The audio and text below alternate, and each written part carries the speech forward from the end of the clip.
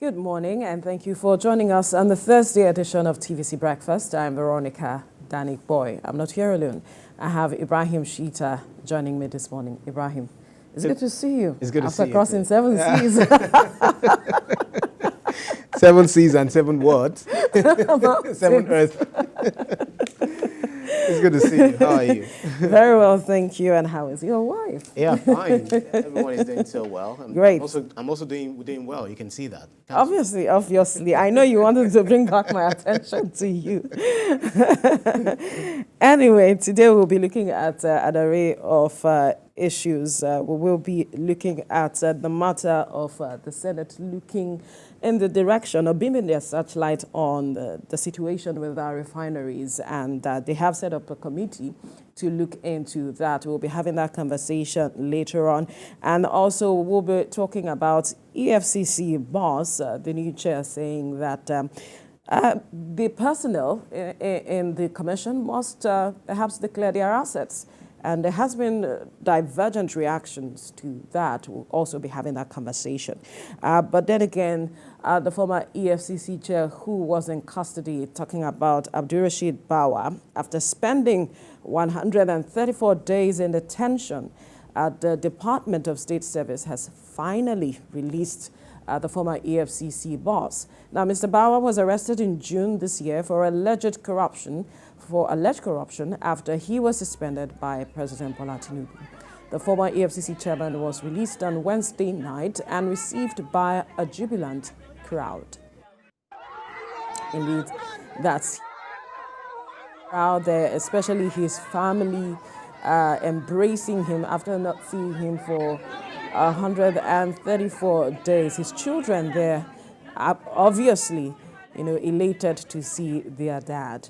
And this has generated reactions because this video has gone viral, how it is that he was detained without any form of arraignment or being sued. And that's the question Nigerians are asking. On what basis was he now released if he was kept for this long and he wasn't taken to court? Nothing was said. It's just that we got reports saying that the DSS got about over 500 recovered over 500 million from him while in custody. And we will recall that he was suspended because the president said that they needed to investigate his conduct while in office. And recall also that I played a video before we went on air when the president of the Senate was talking about the activities of EFCC personnel. The current president, Godswill Akpabio, was speaking. Yes, he was reacting to, the activities of the EFCC personnel, how they go arrest persons in commando style, so to speak, and that they had even constituted or embarrassed Nigerians, so to speak, internationally across the world.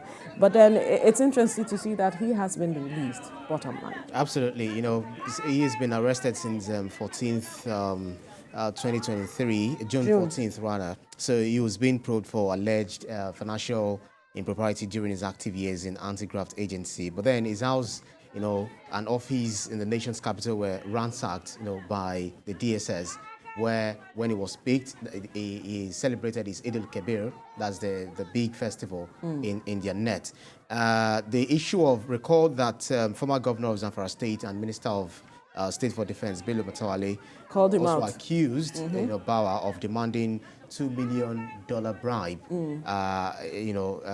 from him, an allegation which he vehemently denied, even though while he was in confinement, he did not seek legal representative. You'd not be wondering if you have some of these huge allegations, why you're not having your legal representative to come over, also speak on your behalf and all of that.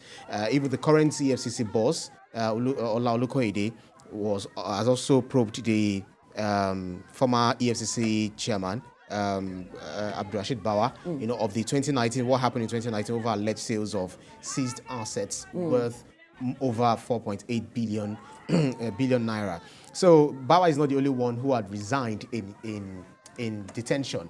You remember Godwin Emefiele also resigned in detention. And these are the people who had also disregarded the rule of law while they were in office. Emefiele disregarded the Supreme Court's order to allow us to spend the naira, even though everything was raining then, but only naira refused to rain at that time. And at the time it was going to rain, it rained with different colors. So we saw what happened at that time. So the question is, this is a cautionary case for for public office holders, that whenever you're in office, it's better you always give room for the rule of law, always allow it to show. And it's your good conduct, that this current administration is also emphasizing the rule of law, which is absolute supremacy or predominance of the law itself over everybody, both the ruler and the ruled, and all the decisions taken in the country. I think that's according to the AVDIC. So, it's very important. When you're holding office, you have to respect the rule of law, and then so that you won't be what you've been doing, you won't be the victim of the same thing you were perpetrating while in office. But that is not to justify, detaining someone without, trying them. Absolutely.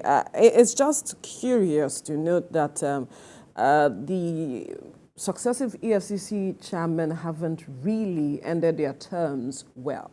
We saw Ibrahim Magu, how he left the stage. That's right. And then we see Abdulrasheed Bawa, and we're only hoping that Olukoyede is quite different this time around, even though he has begun saying that we must declare our assets. We must be as transparent as possible. If we say that we are going to bring persons to book, we are going to hold persons to account for their actions with regards to pilfering public funds and all of it, we must also be that example, the shining example to Nigerians. And so judgment should begin from our houses, from our homes. So declare your assets from level 17. We are seeing that, of course, Nigerians have reacted divergently with regards to that, saying, oh, it's a good step in the right direction. There are others who do not just believe what he's saying it's just a statement. They want to see what happens at the end of the day. But it's seeming like he wants to toe a different path from others.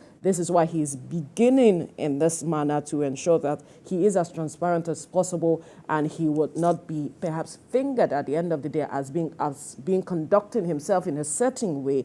That is why he might be starting his reign in this manner. When you say maybe he doesn't want to be fingered at the end of the day, after he leaves office, only God knows what happens. When Bawa came in, there were these accolades which, greeted his appointment. Oh, a young man, he's early 40s or thereabout. He's going to do this, he's going to do that. But there's always been this belief that if you're appointed by the president, whoever appoints you, you somewhat be the what's it called, the dog.